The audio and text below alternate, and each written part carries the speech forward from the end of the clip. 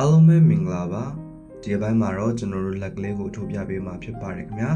ဆိုတော့လက်ကလေးထိုးဖို့ရန်အတွက်အရင်ဆုံးပေါ့နော်ဒီအသားရောင်ခြေကလေးကိုအသုံးပြုပြီးမှ green ရှင်လေးတခုပြုလုပ်ပါမယ်ခင်ဗျာဒီ green ရှင်လေးထဲမှာပထမဆုံးအနေနဲ့ဖုံးမိတစ်ချက်စတင်ထိုးပါမယ်ပြီးတဲ့အခါမှာတော့တိုင်တို6ချက်တီတီကိုထိုးပါမယ်ဒီနဲ့တော့လေးငါ6ဒါဆိုကျွန်တော်6ချက်ရပြီဆိုရင်ဂျိုးလေးကိုဖြင်းချင်းစွာနဲ့ဆွဲလိုက်ပါမယ်ဒါဆိုရင်သူအပိတ်ကလေးဖြစ်သွားပါပြီခင်ဗျာပြီးရင်တော့ကျွန်တော်တို့ဒုတိယအတန်းအတွက်ပထမဆုံးတိုင်တိုတစ်ချက်ကိုစတင်ထိုးပါမယ်ခင်ဗျာပြီးရင်တော့ magic လေးနဲ့ကျွန်တော်တို့မှတ်ပေးလိုက်ပါမယ်ခင်ဗျာပြီးရင်နောက်ထပ်တစ်ပေါက်မှာတိုင်တိုတစ်ချက်ထပ်ထိုးပါမယ်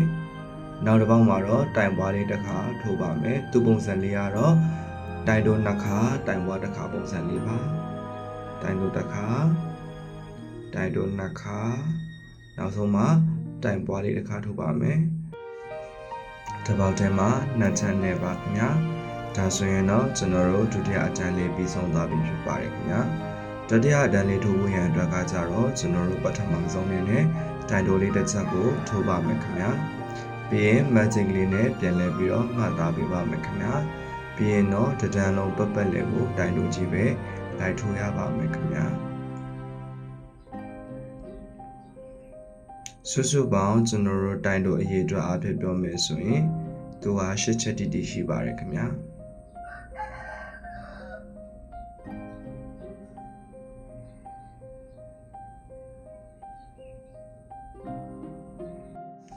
ဒီလိုပုံစံလေးရပြီဆိုရင်တော့ကျွန်တော်နောက်ဆုံးတစ်ပေါက်ကိုမထိုးဘဲနဲ့အင်ဂျီအယောင်ပြောင်းပွင့်အတွက်ကိုအင်ဂျီအတွက်အသုံးပြုထားမယ်ခြေလေးကိုယူလိုက်ပါခင်ဗျာကျွန်တော်ကတော့ဒီမှာအင်ဂျီလေးကိုတော့အနီရောင်လေးအသုံးပြုထားတာဖြစ်တဲ့အတွက်ကြောင့်မလို့အနီရောင်ခြေလေးနဲ့ခုနအသားရောင်ခြေလေးကိုကျွန်တော်ကဆက်လိုက်မှာဖြစ်ပါတယ်ခင်ဗျာ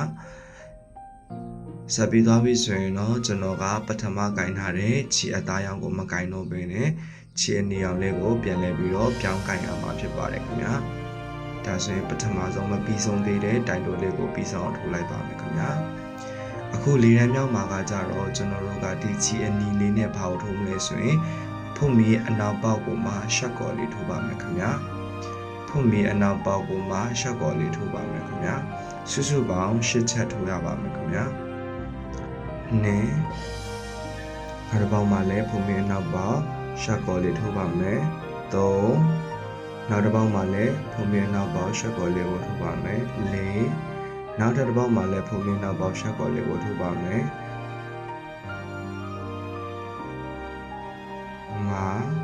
နောက်တစ်ပေါက်မှာလည်းဖုန်မီနောက်ပေါက်ရှက်ကော်နောက်ပေါက်လေးထိုးပါမယ်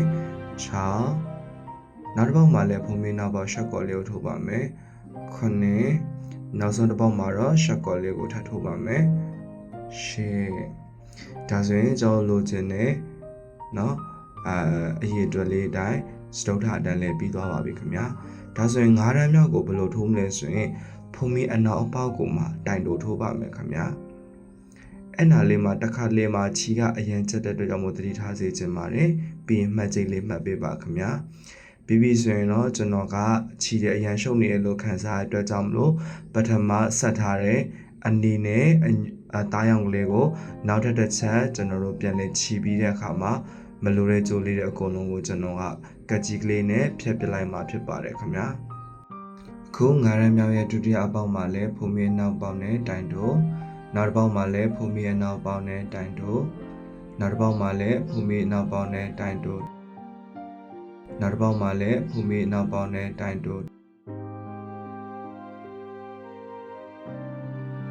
နောက်တစ်ပေါက်မှာလည်းဖုံမီနောက်ပေါက်နဲ့တိုင်တိုဒီလိုပုံစံနဲ့ကျွန်တော်တို့အဆုံးကိုရောက်သွားတဲ့အထိကိုထိုးပေးရပါမယ်ခင်ဗျာကျွန်တော်တို့အခုဆက်လက်ပြီးမှ6တန်းမြောက်အတွက်ကကြတော့ပထမဆုံးတစ်ပေါက်မှာတိုင်တိုတစ်ချက်ထိုးပြီးတော့ magic လေးကိုမှတ်ပါမယ်ခင်ဗျာ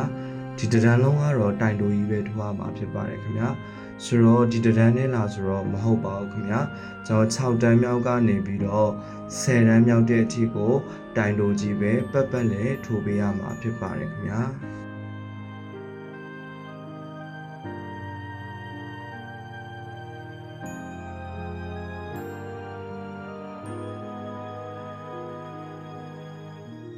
အခုဆိုရင်တော့6တန်းမြောက်ကလေးကိုပြီးဆုံးသွားပြီဖြစ်ပါတယ်6တန်းမြောက်ကနေပြီးတော့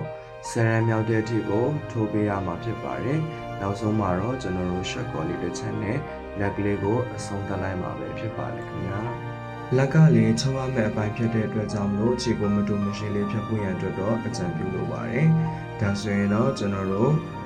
ဒီအယုတ်ကလေးတွေလက်ကလေးကိုရရှိမှာဖြစ်ပါတယ်ကျွန်တော်လက်စုစုပေါင်း2ချောင်းတိတိကိုထိုးပေးပါခင်ဗျာထိုးပေးပြီးပြီဆိုရင်တော့ဒီထဲမှာဆီလီကွန်ဖြည့်စရာမလိုပါဘူးခင်ဗျာအားလုံးအဆင်ပြေကြပါစေခင်ဗျာ